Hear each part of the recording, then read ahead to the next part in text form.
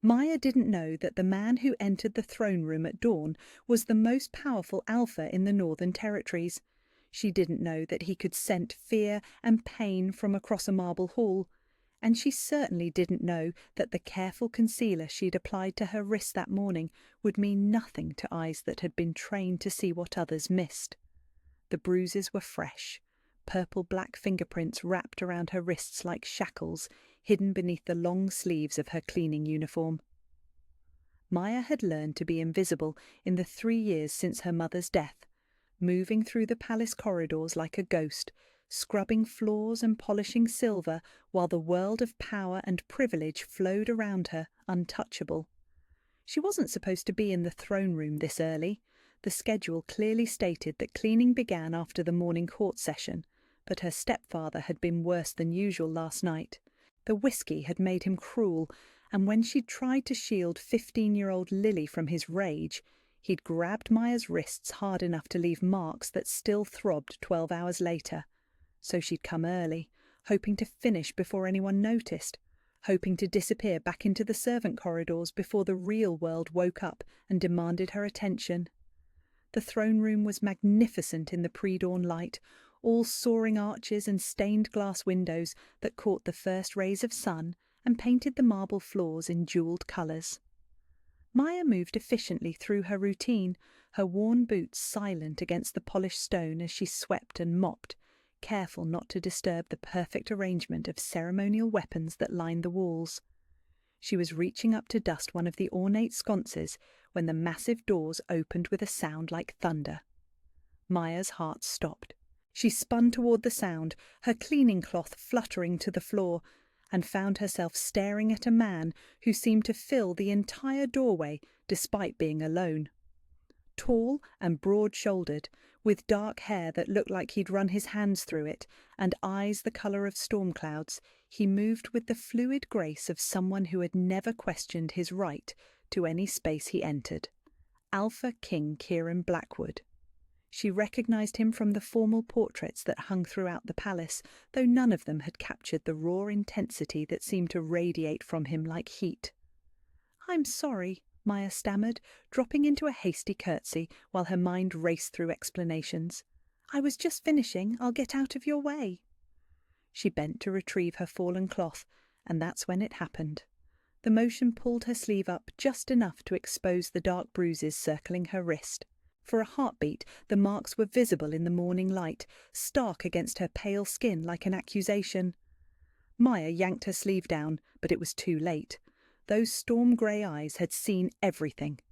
The Alpha King went completely still, and something shifted in the air between them, something dangerous and electric that made the hair on Maya's arms stand on end. "Come here," he said quietly. The words were gentle, but there was steel underneath them. Command wrapped in silk.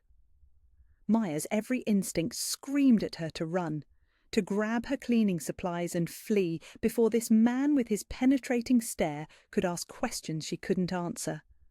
But her feet remained frozen to the marble floor, caught between terror and something else she couldn't name. "I should go," she whispered. "I'm not supposed to be here when you're holding court." "I'm not holding court." Kieran stepped into the throne room and let the doors close behind him with a soft click that sounded final. "It's just us." Just us. As if a servant and the Alpha King could ever be just us in any universe that made sense. He moved closer, his steps measured and careful, like he was approaching a wounded animal that might bolt. When he was close enough that she could see the gold flecks in his grey eyes, he stopped. "Show me," he said. "Show you what?" But Maya's voice cracked on the lie, and she clutched her sleeves tighter around her wrists. "You know what?" The words hung in the air between them, heavy with understanding. Maya felt something crack open in her chest, some carefully constructed wall that had kept her safe and hidden for 3 long years. "It's nothing," she said desperately. "I'm clumsy. I fell." Kieran's jaw tightened, and for a moment Maya saw something savage flash across his features before he locked it away behind iron control. "I've seen enough falls to know the difference," he said, his voice deadly quiet. That's not what this is." Maya's breath came in sharp gasps, panic flooding her system as her carefully constructed world began to crumble. If he knew, if he reported it, if he interfered. Her stepfather's threats echoed in her memory. "Touch her, and I'll make the girl pay." Lily's frightened face flashed before her eyes. "Please," she whispered, "just let me go. Pretend you didn't see anything." "I can't do that." "You don't understand. If you interfere, if anyone finds out that I told someone—" "Told someone what?" Kieran's voice was gentle now, but Maya could hear the leashed violence underneath. "What happens if someone finds out?" Maya shook her head frantically, backing toward the door. "I can't. I have to protect her. She's all I have left."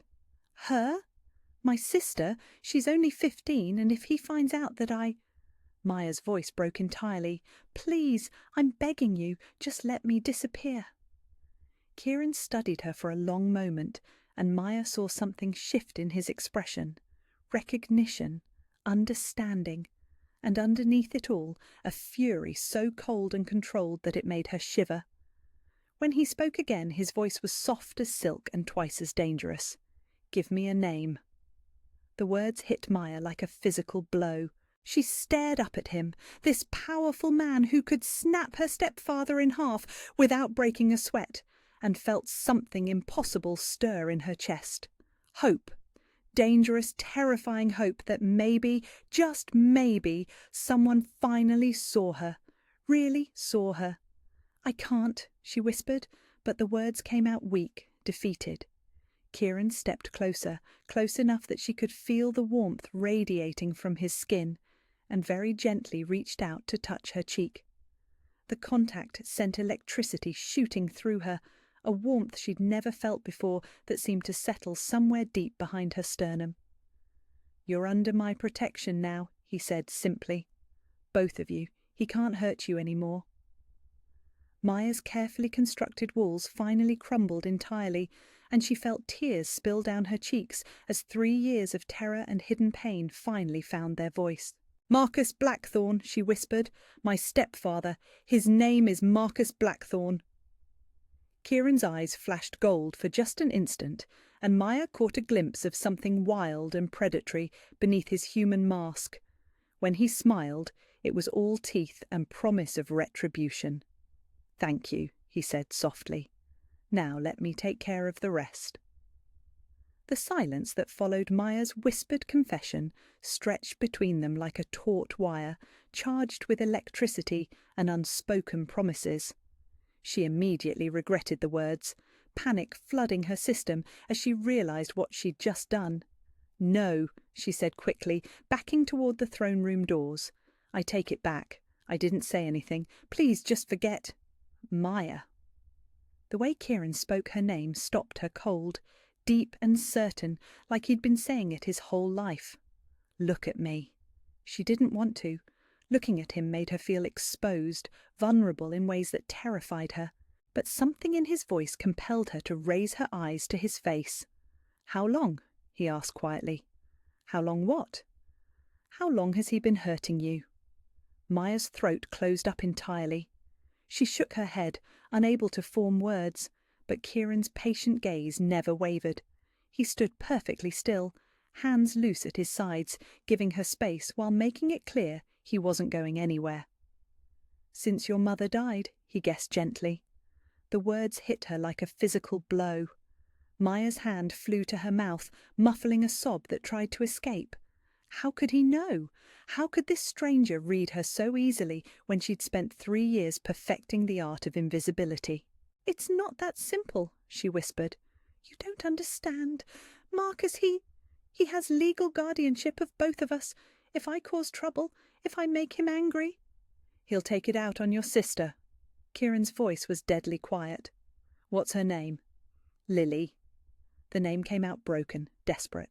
"She's only 15. She's smart and beautiful, and she has her whole life ahead of her. If something happened to her because of me—" "Nothing is going to happen to her." The certainty in Kieran's voice made something in Maya's chest flutter with dangerous hope. "Or to you. Not any more." You can't promise that." The words exploded out of her, 3 years of suppressed terror and rage finally finding their voice. "You don't know what he's like. Marcus owns half the businesses in the lower district. He has connections, influence. If he wants to hurt us, he can make us disappear, and no one will ask questions." Kieran's expression darkened, storm clouds gathering in his grey eyes. "He's threatened to kill you." It wasn't a question, and Maya felt her carefully constructed composure crumble entirely. "Not me," she whispered. "Lily. He said if I ever told anyone, if I ever tried to leave, he'd make sure she paid the price. He said no one would believe a servant girl over a respected businessman anyway." The temperature in the throne room seemed to drop 10 degrees. Maya watched, mesmerised and terrified, as something predatory and ancient flickered across Kieran's features. For just a moment she caught a glimpse of what lay beneath his human mask, something wild and dangerous that made her wolf instincts sit up and take notice despite her purely human nature. "Where is she now?" His voice was carefully controlled, but Maya could hear the leashed violence underneath. "At home.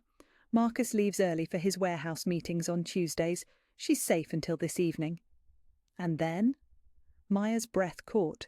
She couldn't say it out loud, couldn't voice the sick certainty that her stepfather would somehow know she'd been talking, that he'd take one look at her face and see the guilt written there.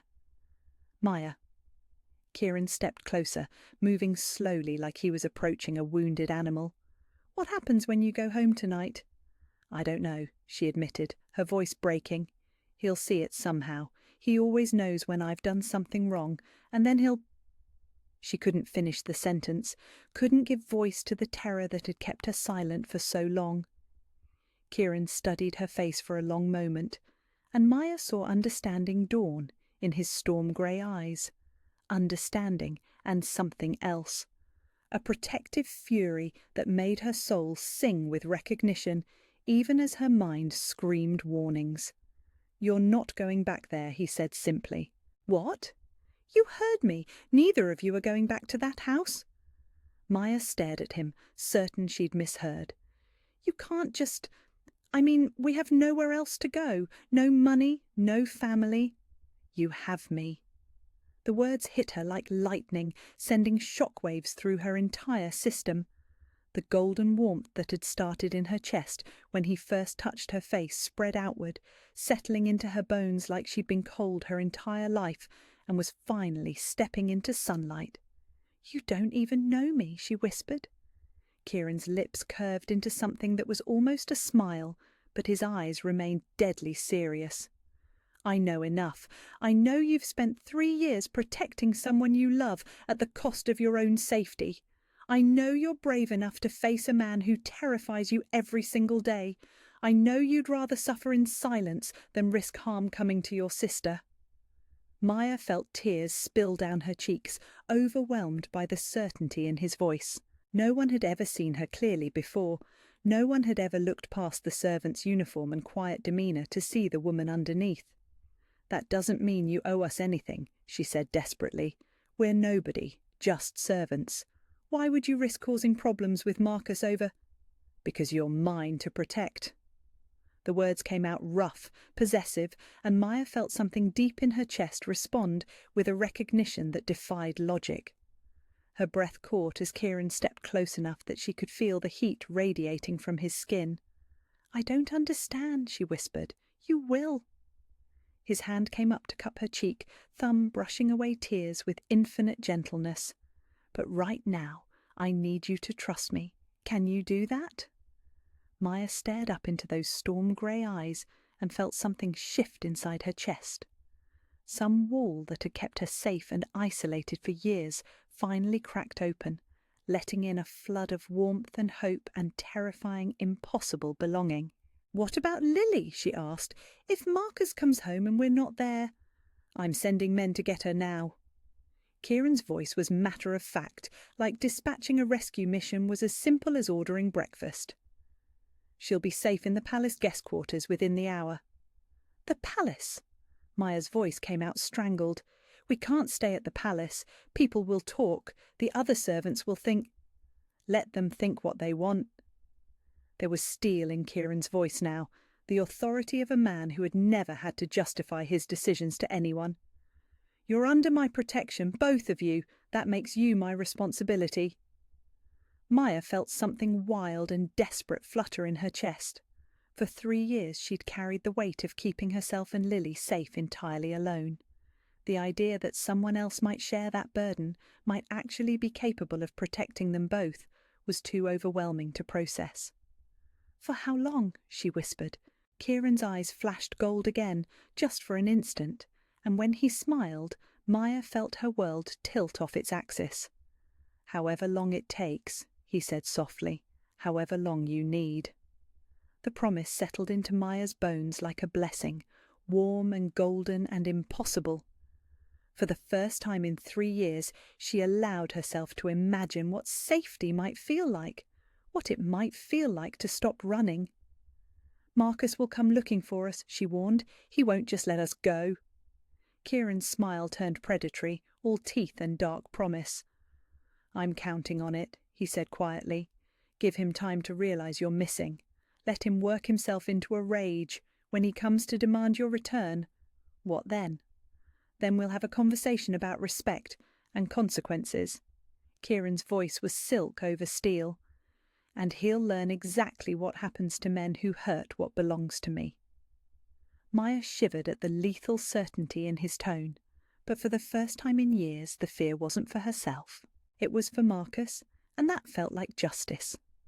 The guest quarters in the east wing of the palace were larger than the entire cottage Maya had shared with Lily and Marcus for 3 years. Floor-to-ceiling windows overlooked gardens that seemed to stretch on forever, filled with flowers she couldn't name, and fountains that caught the afternoon light like scattered diamonds. The bed was big enough to sleep 4 people comfortably, draped in silk the colour of midnight sky, and there was an actual sitting area with chairs that looked like they belonged in a museum. Maya stood in the centre of it all, still wearing her cleaning uniform, and felt completely out of place. "This is too much," she whispered, turning to face Kieran where he stood near the doorway. "We can't stay here. This is a room for royalty." "You are staying here," Kieran said firmly. "Both of you. My men should be returning with Lily within the hour. What if they can't find her? What if Marcus came home early? What if—" "Maya?" Kieran's voice was gentle but commanding. "Look at me." She forced herself to meet his storm-grey eyes, fighting the panic that tried to claw its way up her throat. The rational part of her mind knew that Kieran's men were probably more capable than anyone Marcus could hire. But 3 years of constant vigilance didn't disappear overnight. "She's smart," Maya said quietly. "Lily. If she sensed danger, she'd hide. There's a loose board in the pantry floor where we used to stash food when Marcus was in one of his moods. She knows to wait there until I come home." Maya's voice cracked.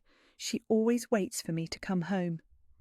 Kieran studied her face for a long moment, and Maya saw something shift in his expression. Understanding mixed with a protective fury that made her soul sing despite her fear. "Tell me about her," he said, settling into one of the ornate chairs and gesturing for Maya to sit across from him. "Tell me about Lily." Maya perched on the edge of the chair, ready to bolt if necessary, but found herself talking despite her nerves. "She's nothing like me. She's bright, brilliant actually. She reads everything she can get her hands on, and she has this way of seeing patterns in things that most people miss. Before our mother died, Lily was planning to apply for a scholarship to the university. And after?" Maya's hands clenched in her lap. "Marcus said education was a waste of money for girls, said she'd be better off learning to cook and clean and keep house for whatever man was willing to take her." The temperature in the room seemed to drop several degrees. When Maya glanced up, Kieran's eyes had gone completely flat, the kind of deadly calm that preceded violence. "He'll never touch her again," Kieran said quietly. "I give you my word." "How can you promise that? You barely know us. For all you know, we could be lying. Maybe we stole something, or maybe Marcus has good reasons for— Maya. Kieran leaned forward, elbows on his knees, and fixed her with a look that made her forget how to breathe.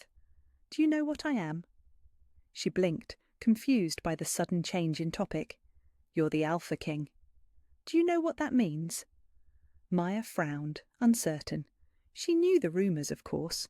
Stories about shifting and enhanced senses and supernatural strength. But those were just stories, weren't they? Tales to explain how someone so young had managed to unite the Northern Territories under his rule. I can scent lies, Kieran said simply. Fear, pain, deception. It all has a distinct smell. And you, Maya, smell like 3 years of terror and hidden wounds and love so fierce it's willing to sacrifice everything for the people it protects. Maya stared at him, speechless. You don't smell like a liar, he continued. You smell like someone who's been carrying a burden too heavy for anyone to bear alone. And that ends now. Before Maya could respond, there was a soft knock at the door. Kieran rose smoothly, and Maya's heart hammered against her ribs as he opened it to reveal 2 of his guards, flanking a slight figure with dark hair and frightened eyes. Lily! Maya launched herself across the room, wrapping her sister in a fierce embrace. Lily felt too thin, too fragile, but she was whole and safe and here. Maya! Lily's voice was small, confused. What's happening? These men came to the house and said Marcus couldn't hurt us anymore, but I don't understand. It's okay, Maya whispered into her sister's hair. We're safe now. I promise we're safe. But Marcus isn't here. Maya pulled back to cup Lily's face, noting the dark circles under her eyes and the way she flinched at sudden movements. He can't reach us here. Lily's gaze moved past Maya to where Kieran stood, watching them with an expression of barely controlled rage. You're the Alpha King, she said quietly. I've seen your picture in the newspapers. I am. Kieran's voice was gentle when he spoke to Lily, all the dangerous edges smoothed away. And you're safe in my home. Both of you. Why? Lily's question was direct, unafraid despite her obvious exhaustion. Why would you help us? Maya felt something twist in her chest. Even at 15, Lily had learned not to trust sudden kindness. Marcus had taught them both that generosity always came with a price. Because your sister is brave enough to shield you from a man twice her size, Kieran said simply. Because she's endured 3 years of abuse without breaking. Because neither of you should have to live in fear. Lily studied his face with an intensity that reminded Maya painfully of their mother. And what do you want in return? Lily, Maya started, but Kieran held up a hand. It's a fair question, he said. The answer is simple. I want you both to be safe. I want you to heal from what you've endured. I want your sister to stop looking over her shoulder every time someone approaches. That's all? Lily's voice was sceptical. Kieran's gaze flicked to Maya, and she felt heat bloom in her chest at the intensity in his eyes. That's all I'll ask for now. A servant appeared with the tea service and food that smelled like heaven, and Maya watched in amazement as Lily's reserve began to crumble in the face of genuine kindness. Kieran asked thoughtful questions about her reading and listened intently to her answers, treating her opinions with the same respect he might show a council member. When Lily excused herself to explore the bathing chamber, an actual bathing chamber with hot water and soap that smelled like roses, Maya found herself alone with Kieran for the first time since they'd arrived. Thank you, she said quietly, for bringing her here safely, for treating her like she matters. She does matter. Kieran moved to stand beside Maya at the window, close enough that she could feel the warmth radiating from his skin. So do you. I'm not used to mattering to anyone except Lily. Get used to it. The words came out rougher than intended, and Maya felt something flutter in her chest at the possessive edge in his voice. They stood in comfortable silence for a moment, watching the sun begin to set over the gardens. Maya felt herself relaxing for the first time in years, the constant tension in her shoulders finally beginning to ease. Can I ask you something? She said quietly. Anything. Earlier, when you said you'd been searching, have you really been looking for us? For me?" Kieran was quiet for so long that Maya began to think he wouldn't answer. When he finally spoke, his voice was carefully controlled. "I lost my parents when I was 16, he said. "Assassins broke into our home one night while I was away on a diplomatic mission. My father died protecting my mother, and she died trying to reach him." Maya's breath caught. "I'm sorry, I didn't know." "I came home to find them dead, and the pack in chaos. I had to take the throne before I was ready, had to learn to rule while grieving. For years I told myself that duty was enough, that serving my people would fill the emptiness they left behind. But it didn't. No." Kieran's hand came up to rest on the window glass, and Maya noticed the slight tremor in his fingers. "There's been a hole in my chest for 8 years, Maya, a coldness that nothing could touch, until this morning." "What happened this morning?" Kieran turned to face her, and Maya felt her world tilt when she saw the naked vulnerability in his eyes. "I walked into my throne room and found my mate trying to hide bruises that should never have existed," he said quietly. "I found the other half of my soul scrubbing floors because she'd learned to make herself invisible to survive." Maya stared at him, unable to process what he was saying. "Mate?" "The bond between us. You felt it too, didn't you, when I touched you?" She had. The warmth, the sense of coming home, the feeling that she'd been waiting her entire life for this man without even knowing it. "I don't understand," she whispered. "You don't have to understand. Not yet." Kieran's hand came up to cup her cheek, thumb brushing across her skin with infinite gentleness. "All you have to do is let me take care of you. Let me protect what's mine. And if I can't, if I'm too broken to be what you need, then I'll wait." The certainty in his voice made Maya's chest ache with hope. "However long it takes, Maya, I'll wait for you to heal. I'll wait for you to trust. I'll wait until you're ready to believe that you deserve to be cherished." Maya felt tears spill down her cheeks, overwhelmed by the patience in his voice. She'd spent so long believing she was worthless that she existed only to protect Lily and endure whatever Marcus decided to dish out. The idea that someone might see value in her, might actually want to cherish her, was almost too much to bear. "I don't know how to do this," she admitted. "I don't know how to be safe." "Then let me teach you." Kieran's other hand came up to frame her face, holding her like she was made of precious glass. "Let me show you what it feels like to be protected instead of hunted, to be treasured instead of hidden." Maya closed her eyes and leaned into his touch, feeling something tight and scared in her chest finally begin to loosen. For the first time in 3 years, she allowed herself to imagine a future that didn't involve fear, a future where she mattered to someone other than her sister, a future where she was enough exactly as she was. "Okay," she whispered, "show me." Maya woke to the sound of raised voices echoing through the palace corridors. For a moment, she lay perfectly still in the enormous bed, disoriented by the silk sheets and morning light streaming through windows that faced gardens instead of grimy alleyways. Then reality crashed back over her, and she sat up with her heart hammering against her ribs. The voices were getting closer.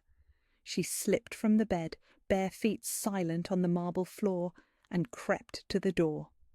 Through the heavy wood, she could hear Marcus's distinctive bellow, the same tone he used when he'd been drinking and was looking for someone to blame for his failures. "I don't care what kind of authority you think you have. Those girls belong to me. I have legal documents proving guardianship, and I demand their immediate return." Maya's blood went cold. Somehow Marcus had found them. Somehow he'd managed to talk his way into the palace itself. She pressed her ear to the door, straining to hear the response. When Kieran's voice came, it was deadly quiet, the kind of calm that preceded violence. "Documents can be revoked, Mr. Blackthorne, especially when they were obtained through fraud." "Fraud?" Marcus's laugh was ugly, full of the arrogance that had made Maya's life hell for 3 years. I married their mother legally. When she died, guardianship passed to me automatically. There's no fraud involved. Except for the part where you lied about your financial situation to gain approval, the part where you've been embezzling from the businesses you manage, the part where you've been systematically abusing two young women who had no one to protect them. The silence that followed was thick with tension. Maya could picture Marcus's face, the way his features went slack when someone challenged him before the rage kicked in and made him dangerous. "You can't prove any of that," Marcus said finally, but there was something different in his voice. Uncertainty. "Can't I?" Kieran's footsteps echoed in what sounded like the main corridor. "Captain Morrison, would you please read Mr. Blackthorne the charges that have been filed against him?" Maya's knees went weak with relief. Kieran had been busy while she slept.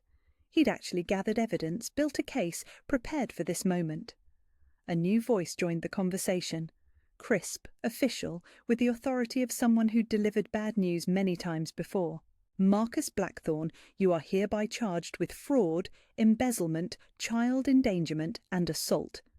The evidence includes financial records showing systematic theft from 3 businesses, medical records documenting injuries to Maya and Lily Ashford, and sworn testimonies from 4 witnesses who observed your treatment of the girls."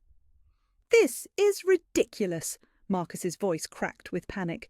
"Maya's clumsy, always has been, and Lily's a lying little bitch who'll say anything to get attention." The temperature in the corridor seemed to drop 20 degrees. When Kieran spoke again, his voice was silk over steel. "I think we're done with the pleasantries. Guards, escort Mr. Blackthorne to the throne room. It's time we settled this properly." Maya's heart stopped. The throne room meant witnesses. It meant a formal hearing before the court. It meant her private shame would be dragged into the light for everyone to see. She was still frozen by the door when it opened to reveal Kieran, fully dressed in formal court attire that made him look every inch the king he was. His storm-grey eyes softened when he saw her. "I heard voices," Maya whispered. "Marcus is here." "Yes." Kieran stepped into the room and closed the door behind him. "He arrived an hour ago with forged custody papers and 3 hired mercenaries who thought they could intimidate my guards. Is Lily safe?" "She's with my personal guards in the East Tower. No one gets near her without my explicit permission."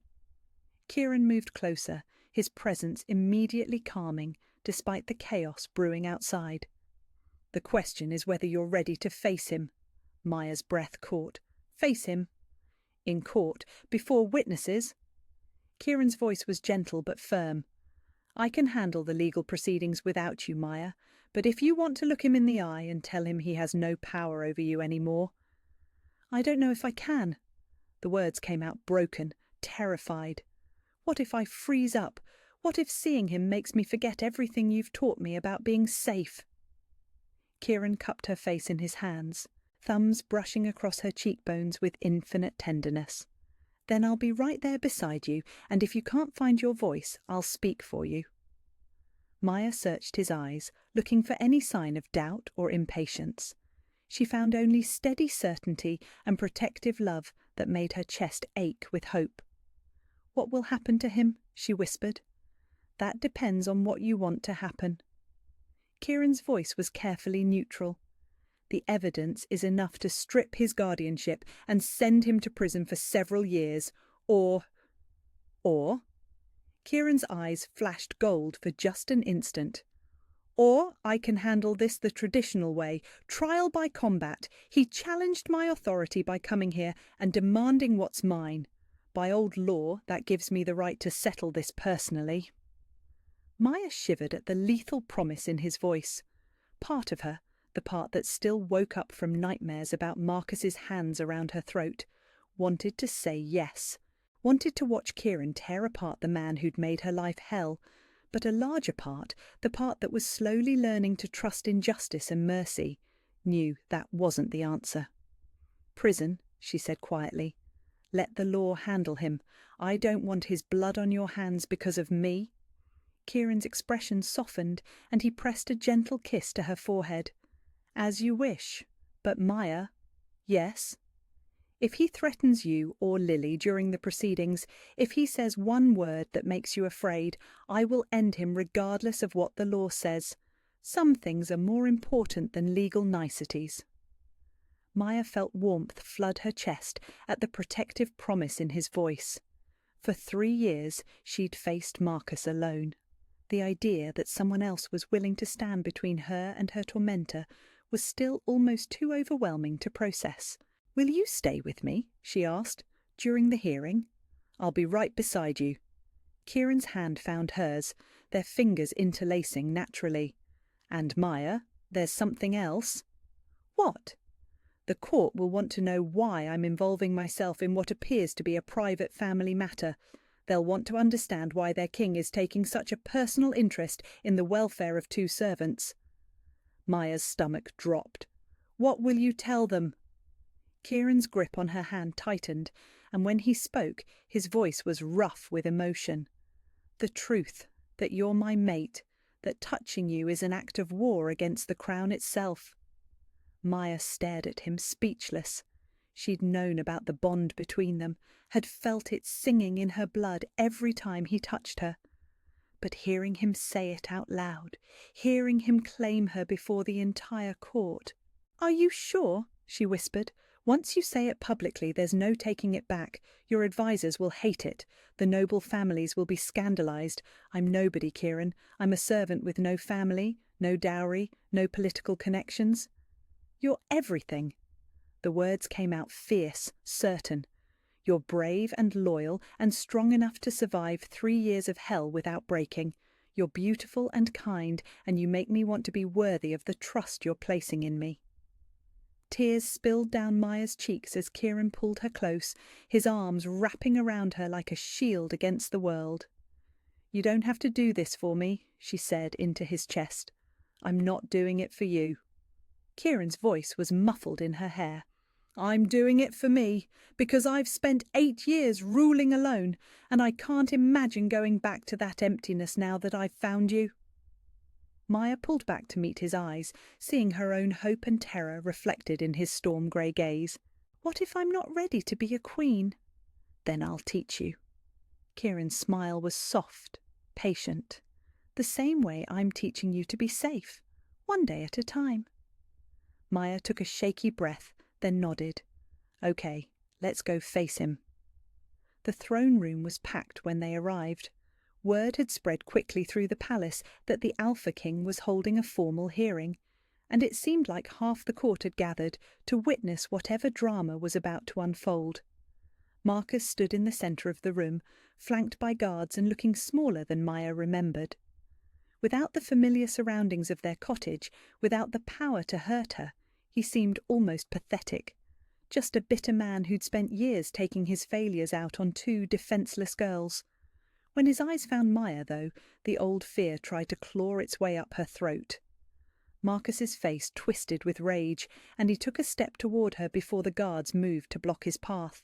"There she is," he snarled, "the lying little bitch who's been filling your head with stories. Maya, get over here right now. We're going home." Maya's feet remained frozen to the marble floor, but she felt Kieran's presence beside her like an anchor. When he spoke, his voice carried clearly through the sudden silence. "Maya Ashford belongs to no one but herself," Kieran said calmly, "and she chooses to remain here under my protection." "Protection?" Marcus laughed, the sound sharp and ugly. "From what? I've given that girl everything. A roof over her head, food, purpose. If she's been telling you I hurt her, she's lying. Maya's always been clumsy, always making up stories to get attention." "Show them." Kieran's voice was gentle, meant only for Maya's ears. "Show them what he did." Maya's hands trembled as she pushed back her sleeves, revealing the healing bruises that still circled her wrists like shackles. A murmur ran through the assembled court, shock and disgust rippling through the crowd. "Clumsy," Marcus insisted, but his voice lacked conviction. "She fell downstairs, always has been accident-prone." "These are grip marks," the court physician said, stepping forward to examine Maya's wrists. "Finger-shaped bruises consistent with someone grabbing her forcefully. They're approximately 4 days old." And these? Kieran's voice was deadly quiet as he gently turned Maya's arm to reveal the fading marks on her upper arms. More accidents? Marcus's face had gone pale, but he rallied with desperate aggression. Even if I did grab her, I had every right. She's my ward, my responsibility. Sometimes discipline is necessary to keep girls like her in line. The silence that followed was deafening. Maya felt the entire court holding its breath, waiting to see how their king would respond to such blatant admission of abuse. Kieran stepped forward, and Maya felt power roll off him in waves that made the air itself seem to thicken. "Maya Ashford is not your ward," he said, his voice carrying easily through the massive room. "As of this moment, she is under the direct protection of the Crown. She is my chosen mate, future Queen of the Northern Territories, and anyone who raises a hand against her answers to me personally." The court erupted in shocked whispers, but Maya only had eyes for Kieran. He turned to face her, storm-grey eyes blazing with possessive love, and held out his hand. "Maya," he said quietly, "will you stand with me?" Maya looked at his outstretched hand, then at Marcus's furious face, then back at the man who'd shown her what safety felt like. She took Kieran's hand, felt the familiar warmth flood through her, and stepped forward to claim her place beside him. "Always," she whispered.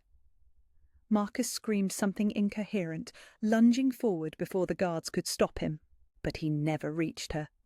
Kieran moved like lightning, catching Marcus by the throat and lifting him off his feet with supernatural strength. "You're done," Kieran said quietly. "Take him away. I don't want to see his face again." As the guards dragged Marcus from the throne room, still screaming threats and curses, Kieran turned back to Maya and lifted their joined hands to his lips. "Mine," he said softly, pressing a gentle kiss to her knuckles. "Forever mine." Maya felt tears of relief and joy spill down her cheeks as she finally, truly believed it. She was safe, she was chosen, she was home. The days that followed the trial were a strange kind of dream. Maya woke each morning in silk sheets, with sunlight streaming through windows that overlooked gardens instead of grimy alleyways, and for the first few seconds she would forget where she was. Then reality would settle over her like a warm blanket. She was safe, Marcus was gone, and Kieran had claimed her as his mate before the entire court. But freedom, Maya discovered, was harder to adjust to than captivity had been. 3 mornings after the trial, she found herself standing in the palace kitchens at dawn, scrubbing pots that didn't need cleaning, while the confused staff watched from the doorways. "Miss Maya?" The head cook, a kind woman named Mrs. Hartwell, approached cautiously. "You know you don't need to do this anymore, don't you? You're to be our queen. We should be serving you." Maya's hands stilled on the soapy pot. Queen. The word still felt foreign on her tongue, impossible to reconcile with the girl who'd spent 3 years making herself invisible. "I don't know how to be served," Maya admitted quietly. "I've been taking care of myself and Lily for so long that I don't know what to do with my hands if I'm not working."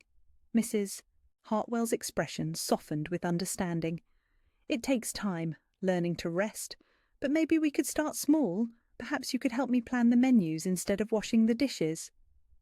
Before Maya could respond, warm hands settled on her shoulders from behind. She didn't flinch anymore when Kieran touched her, another small miracle in a week full of them. "Good morning," he murmured against her ear, his voice still rough with sleep. "I woke up and you were gone." "I couldn't sleep." Maya leaned back against his chest, marvelling at how natural the gesture felt. "Too quiet. I'm used to listening for footsteps, for doors slamming, for danger that's no longer coming." Kieran's arms came around her waist, holding her gently. "It'll take time for your body to believe what your mind knows." Mrs. Hartwell had tactfully disappeared, leaving them alone in the pre-dawn kitchen. Maya turned in Kieran's arms, studying his face in the soft light. "How do you know so much about healing from trauma?"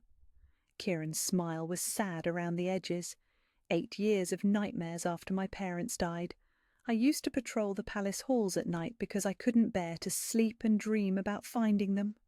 What helped? Time, patience, and eventually purpose. His hands came up to cup her face. Finding something worth protecting again. Maya felt warmth bloom in her chest at the implication, but before she could respond, a familiar voice called from the kitchen doorway. "Maya, is everything all right?" Lily stood in the entrance, wearing a nightgown that actually fit her properly and looking healthier than Maya had seen her in years. The shadows under her eyes were fading, and she'd gained weight in the past week. "Everything's fine," Maya assured her. "I just couldn't sleep." Lily studied them both with the perceptive intelligence that had always made her seem older than her 15 years. Bad dreams? No dreams at all. That's the problem. Lily nodded, like that made perfect sense. "I've been having the opposite problem. Good dreams. Dreams about studying at the university. About learning things Marcus said were useless. I wake up thinking they can't be real." "They are real." Kieran's voice was firm, certain. "I've already spoken to the university dean. They're prepared to offer you a full scholarship as soon as you're ready." Lily's eyes went wide. "Really? Even though I haven't had proper schooling for 3 years?"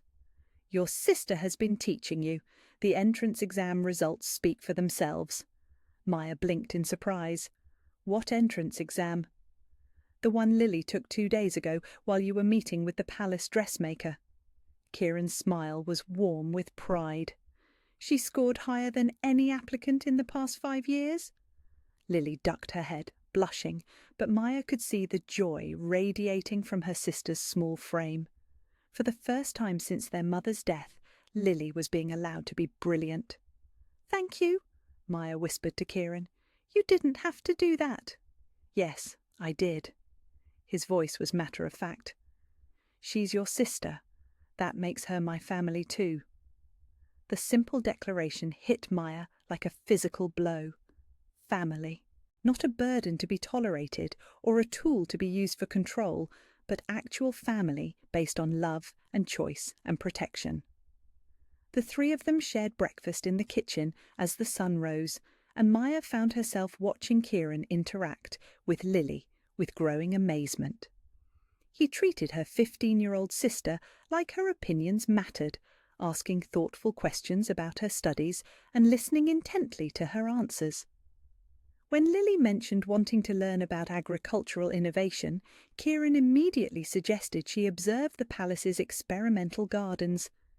It was everything Marcus had never been: patient, encouraging, genuinely interested in helping Lily become whoever she wanted to be.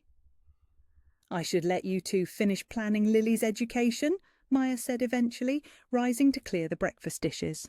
"Actually," Kieran caught her hand, "I was hoping you might join me for a walk in the gardens.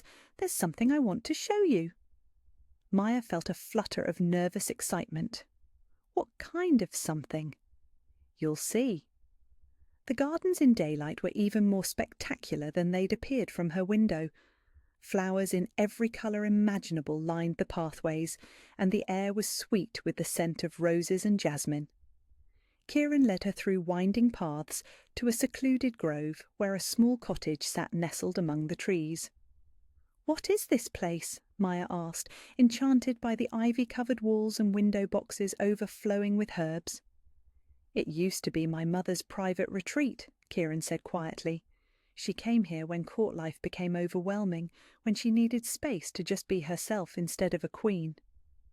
Maya could picture it, a woman who looked like Kieran seeking solitude among the flowers and herbs, finding peace away from the pressures of royal duty. "It's beautiful." "I thought you might like to have it." Kieran's voice was carefully casual. "Your own space, separate from the palace proper. Somewhere you can go when you need to remember who you are underneath the crown." Maya turned to stare at him. "You're giving me your mother's cottage?" "I'm giving my future wife a place where she can heal." Kieran's hands came up to frame her face. "Maya, I know this has all happened quickly. I know you're still adjusting to being safe, let alone being claimed by someone you barely know. I don't want you to feel trapped by my protection." "I don't feel trapped." The words came out automatically, but as soon as she said them, Maya realized they were true. "Overwhelmed sometimes, confused about how to be the person you see when you look at me, but not trapped." "Good." Kieran pressed a gentle kiss to her forehead. "Because I need you to know that you can say no to any of this. To me, to the crown, to public expectations. Your freedom is not conditional on being my mate." Maya felt tears prick her eyes at the careful respect in his voice. After 3 years with Marcus, who treated her consent as irrelevant, Kieran's insistence on her right to choose was overwhelming. "What if I said no?" she asked quietly. "What if I decided I wasn't ready to be queen?" "Then I'd wait." Kieran's answer came without hesitation. "However long you needed, and if you eventually decided you didn't want any of this, I'd make sure you and Lily had everything you needed to build whatever life you chose." "Even if it broke your heart?" Kieran's smile was sad but genuine. "Even then, love isn't about possession, Maya. It's about wanting someone to be happy, even if their happiness doesn't include you." Maya stared up at him, overwhelmed by the depth of patience and genuine care in his storm-grey eyes. Marcus had claimed to love her mother, but his love had been selfish, demanding, destructive. This was something else entirely. This was what love was supposed to look like. "I have nightmares," she said suddenly, "about Marcus coming back, about him hurting Lily while I'm not there to protect her. I wake up in a panic and for a few seconds I forget that he's gone." "I know." Kieran's thumb brushed across her cheekbone. "You talk in your sleep sometimes. You apologize to people who aren't there." "Does it bother you, the broken parts?" "You're not broken." Kieran's voice was fierce with conviction. "You're healing. There's a difference." Maya felt something tight in her chest finally loosen. She'd spent 3 years believing that her fear and hypervigilance made her damaged, unsuitable for anything beyond survival. But Kieran looked at her scars and saw strength instead of weakness. "I want to try," she said quietly. "Being your queen, I mean. I don't know if I'll be any good at it, but I want to try." "You'll be perfect." Kieran pulled her close, and Maya marvelled at how perfectly she fit against his chest. "Not because you'll do everything right, but because you care about people the way a true queen should." "How do you know that?" "Because you spent 3 years protecting your sister at the cost of your own safety. Because you tried to shield me from having to hurt Marcus, even though he deserved every bit of violence I wanted to give him. Because you see Mrs. Hartwell as a person worth treating with kindness instead of just a servant to order around." Maya pulled back to meet his eyes. "And if I have bad days? If I wake up terrified or freeze up during court functions or forget that I'm allowed to take up space?" "Then I'll remind you." Kieran's smile was warm with promise. "Every day for as long as you need to hear it. You're safe, you're loved, you're worthy of every good thing this life can offer." Maya rose on her toes and kissed him, pouring 3 years of hidden hope and newfound trust into the gentle pressure of her lips against his. When they broke apart, she rested her forehead against his and whispered the words she'd never thought she'd be brave enough to say. "I love you too." Kieran's answering smile was brilliant, transformative, full of joy and relief and promise of forever. "Then we'll figure out the rest together," he said quietly, "one day at a time." Maya nodded, finally believing it might be possible. For the first time in 3 years, the future looked bright.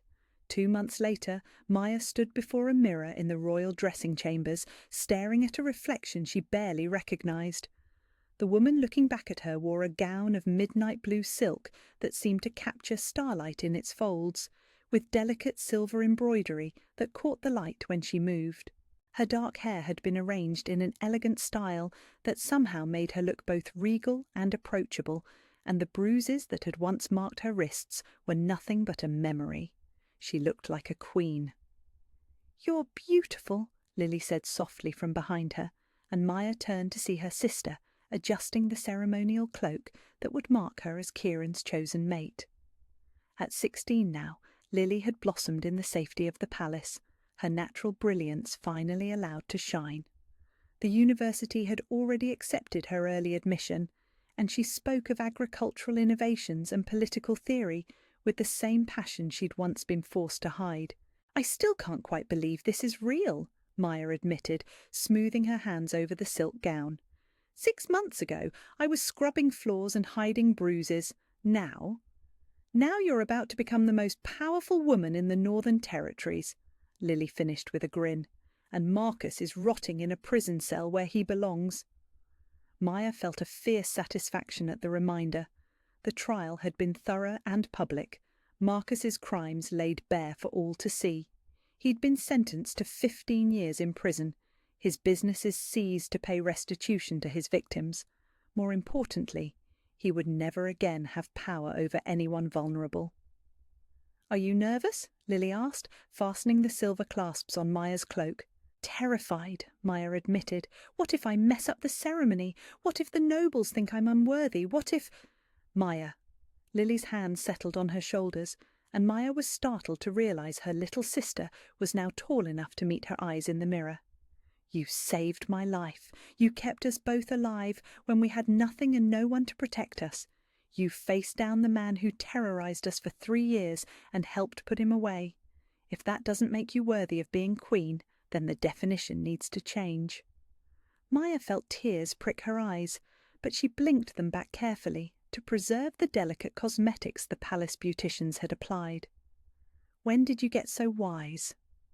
"I learned from the best." Lily's smile was warm with sisterly love. "Are you ready?" Maya took a deep breath, squared her shoulders, and nodded. "Let's go make me a queen." The great cathedral was packed beyond capacity. Nobles and commoners alike gathered to witness the mating ceremony of their Alpha King. Maya had insisted on opening the ceremony to the public. If she was to be their queen, she wanted to be chosen by all her people, not just the aristocracy. As she walked down the aisle on Lily's arm, her chosen family instead of the father who'd never existed, Maya caught glimpses of familiar faces in the crowd. Mrs. Hartwell beamed from the palace staff section, dabbing at her eyes with a handkerchief. Captain Morrison nodded respectfully from his place with the guard. Even some of the servants from her old life were there, their faces bright with joy at seeing one of their own elevated to such heights. But Maya only had eyes for the man waiting at the altar. Kieran stood tall and proud in ceremonial black, silver embroidery gleaming at his collar and cuffs. His storm-grey eyes were fixed on her with an intensity that made her feel like the only person in the cathedral, and when he smiled, Maya felt her heart skip in response. This was the man who'd seen her bruises and demanded justice, who'd given her sister a future and taught Maya what safety felt like, who'd waited patiently for her to heal and never once made her feel like her trauma was a burden. This was the man she was choosing to spend forever with. When she reached the altar, Lily placed Maya's hand in Kieran's with a whispered, "Take care of each other," before stepping back to her place of honour. "You're stunning," Kieran murmured, lifting their joined hands to press a gentle kiss to her knuckles. "Absolutely radiant." "I'm terrified I'll trip or forget my vows or accidentally start a diplomatic incident," Maya whispered back. "Impossible." Kieran's smile was warm with love and complete confidence. "You're perfect exactly as you are." The ceremony began with ancient words spoken in the old language, binding not just 2 people, but 2 souls. When the priest invited them to speak their personal vows, Kieran went first, his voice carrying clearly through the cathedral. "Maya," he began, his storm-grey eyes never leaving hers, "6 months ago you were invisible to everyone except me. You hid your light because the world had taught you that shining made you a target. But I saw you. Brave, protective, unbreakable despite everything that had tried to break you. You taught me that love isn't about claiming possession, but about offering protection. That strength isn't about never feeling fear, but about choosing to act despite it." Maya felt tears threaten again at the raw honesty in his voice. "I vow to see you when the world tries to make you invisible," Kieran continued. "I vow to protect what's precious to you, your sister, your healing, your right to take up space in this world. I vow to be patient when the past tries to steal your present, and fierce when anyone threatens your future. You are my mate, my queen, my heart walking outside my body, and I choose you every day for the rest of my life." Maya's vows came from somewhere deeper than memory, words she'd never planned, but that felt inevitable. "Kieran," she said, her voice steady despite her racing heart, "you found me when I was lost, hidden, convinced I was worth nothing more than survival. You saw value where I saw emptiness. You offered choice where I'd known only control. You taught me that love doesn't demand silence, but invites truth. That protection doesn't require surrender, but offers safety." The cathedral was so quiet Maya could hear her own heartbeat. "I vow to trust you with my wounds and let you help me heal them," she continued. "I vow to stand beside you as an equal partner, not as someone who needs constant saving. I vow to choose courage over fear, truth over silence, love over the safety of staying small. You gave me back my sister, my future, my voice, and I choose to use that voice to say yes, to you, to this life, to becoming the woman you see when you look at me." When the priest invited them to exchange rings, Kieran's hands were steady as he slid the platinum band onto Maya's finger. But Maya felt the slight tremor in his touch, the same overwhelming emotion she was fighting to contain. "With this ring, I claim you as mine," Kieran said, the traditional words carrying extra weight when spoken by an Alpha King. "My mate, my queen, my forever." "With this ring, I choose you as mine," Maya replied, sliding his matching band into place. "My protector, my partner, my home." The priest raised his hands for the final blessing, and Maya felt power settle around them like a warm cloak. Ancient magic recognizing the bond between them and sealing it for all time. "By the authority of the crown and the blessing of the moon, I pronounce you mated for life. Alpha King Kieran Blackwood and Queen Maya Blackwood, joined in bond eternal. You may seal your union." Kieran cupped Maya's face in his hands, thumbs brushing across her cheekbones with infinite tenderness. When he kissed her, Maya felt the last wall around her heart crumble entirely. This wasn't the desperate claiming of a man taking possession, but the gentle meeting of two people choosing each other completely. The cathedral erupted in cheers and applause, but Maya was lost in the golden warmth flooding through her system. The mate bond settling into place permanently, connecting her to this man not just emotionally, but soul deep. When they broke apart, Kieran rested his forehead against hers and whispered, "Hello, my queen." Maya's answering smile was brilliant, transformative, full of joy she'd never imagined possible. "Hello, my king." The reception was a blur of congratulations and dancing and food that tasted like celebration. Maya found herself moving through it all with growing confidence, accepting well wishes from nobles and commoners alike with equal grace. When an elderly duchess made a snide comment about the unusual nature of the match, Maya simply smiled and thanked her for attending, while Kieran's arm tightened protectively around her waist. She was learning, Maya realized, to take up space without apology. Later, much later, when the last guest had departed and the cathedral had been cleared, Maya found herself alone with Kieran in their private chambers. The ceremonial gown had been replaced with a silk nightgown that made her feel beautiful rather than on display, and her hair fell loose around her shoulders. "Any regrets?" Kieran asked, settling beside her on the window seat that overlooked their moonlit gardens. Maya considered the question seriously. 6 months ago, she'd been a terrified servant girl, convinced she was worth nothing beyond her ability to protect her sister. Tonight, she was a queen with a kingdom to help rule, and a man who loved her exactly as she was. "Only one," she said finally. Kieran's expression grew concerned. "What?"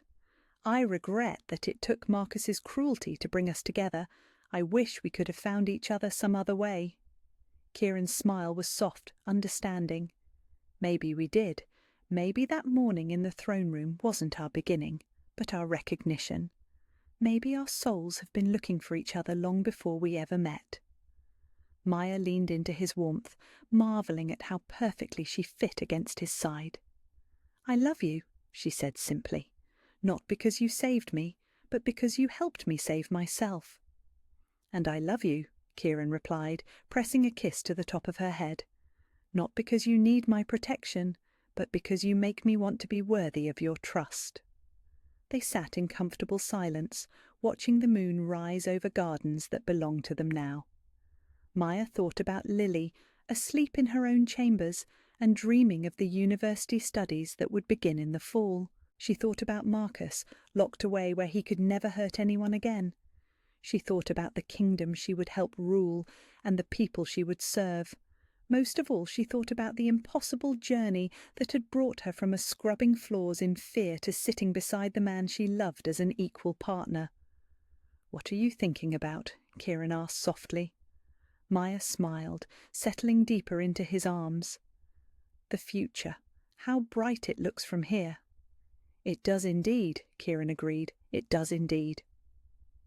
And for the first time in her life, Maya believed completely that the happiness surrounding her was real, permanent, and entirely hers to keep. Where are you listening from? I'd love to hear your thoughts on Maya and Kieran's story in the comments below. If you enjoyed this tale of healing and hope, please subscribe for more stories about love conquering even the darkest circumstances.